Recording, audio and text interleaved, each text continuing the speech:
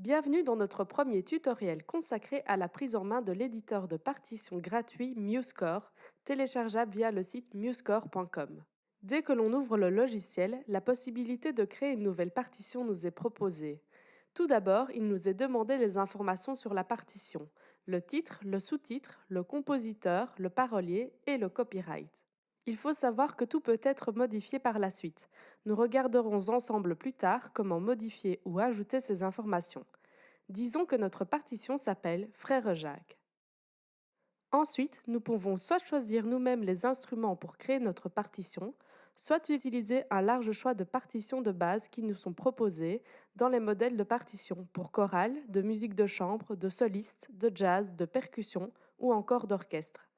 Dans notre exemple, nous choisissons d'ajouter nous-mêmes les instruments. MuseScore nous offre un large panel d'instruments classiques qui sont triés par famille.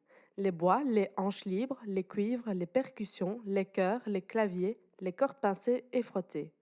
D'autres choix sont aussi possibles, comme les instruments d'harmonie, de fanfare, de musique du monde, de musique ancienne ou encore ceux que l'on retrouve dans une salle de classe musicale.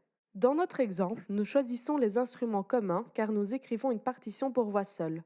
On double-clique et la section s'ajoute à notre partition. Ensuite, nous avons le choix de l'armure et du tempo. Si nous ne connaissons pas nos tonalités, on peut s'attarder sur chaque armure afin d'afficher le nom des deux tonalités, majeure ou mineure donc. On peut choisir aussi un tempo, même si celui-ci peut être ajouté par la suite. Allons-y avec la tonalité de Do majeur. Vient ensuite l'indication de mesure, 4/4 ou d'autres indications de mesure qui nous sont proposées. Si vous souhaitez commencer par une anacrouse, vous pouvez aussi choisir la durée de celle-ci, ainsi que le nombre de mesures. Nous voilà donc prêts à encoder notre première note. Avant tout, il faut indiquer à MuseScore que nous voulons passer en mode saisie de notes. Nous appuyons sur la touche N. Ensuite, nous encodons la note à afficher. Attention, nous utilisons ici le langage anglophone, dans lequel chaque lettre est associée à une note.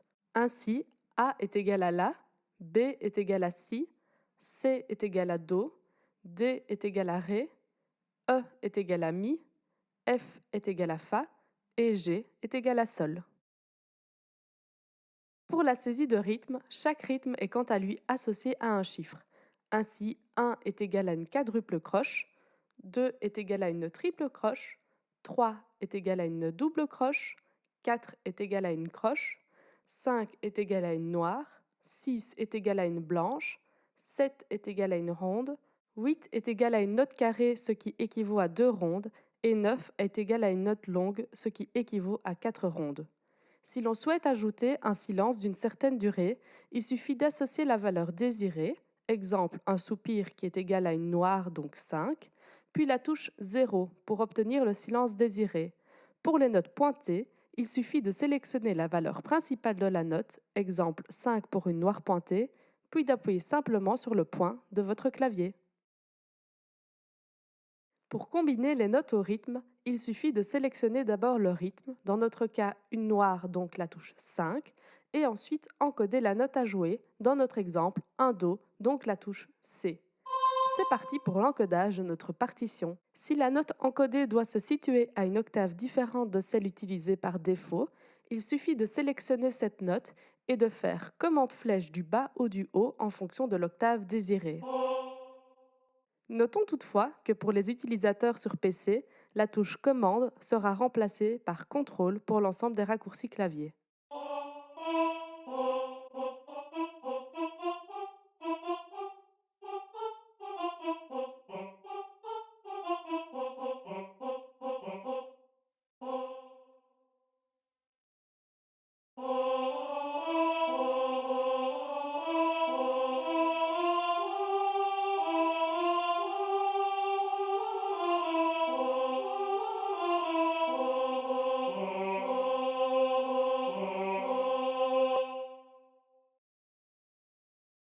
S'il nous manque des informations principales, comme le titre, le sous-titre, le compositeur ou toute autre information, nous pouvons cliquer sur le menu Ajouter, sous-menu Texte, et choisir l'option désirée. Ici, le sous-titre Tuto numéro 1, MuseScore. Imaginons maintenant que nous voulions ajouter un certain nombre de mesures à la fin de notre partition. Deux solutions s'offrent à nous. La première consiste à sélectionner n'importe quelle mesure, puis utiliser le raccourci Commande B. Chaque répétition ajoutera une mesure supplémentaire à la fin de la partition. La deuxième consiste à encoder le nombre exact de mesures à ajouter.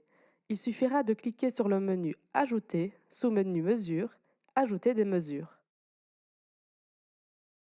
Si les mesures à ajouter se situent au sein même de la partition, il suffira de sélectionner la mesure avant laquelle celles-ci doivent être ajoutées et cliquer ensuite sur Ajouter, Mesures, Insérer des mesures. De nouveau, il suffit d'indiquer le nombre de mesures à insérer. La mise en page de notre partition nécessite des fonctions similaires à un traitement de texte. Ces fonctions se retrouvent dans la palette située sur la gauche de l'écran.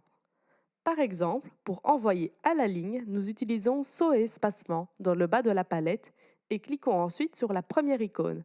Attention, ne pas oublier de cliquer auparavant sur la mesure à la suite de laquelle le saut de ligne devra se positionner. De la même manière, la deuxième icône nous permettra de renvoyer des mesures à la page suivante. La troisième icône, saut de section, permet de recommencer la numérotation de mesures qui est particulièrement utile lorsque vous écrivez plusieurs partitions l'une à la suite de l'autre. Les flèches représentent l'espace entre les portées. Nous pouvons les positionner sur n'importe quelle mesure, cela permet d'écarter les portées entre elles. Enfin, la dernière icône permet de rapprocher ou éloigner des portées entre elles, en partant aussi bien de la portée du haut que celle du bas.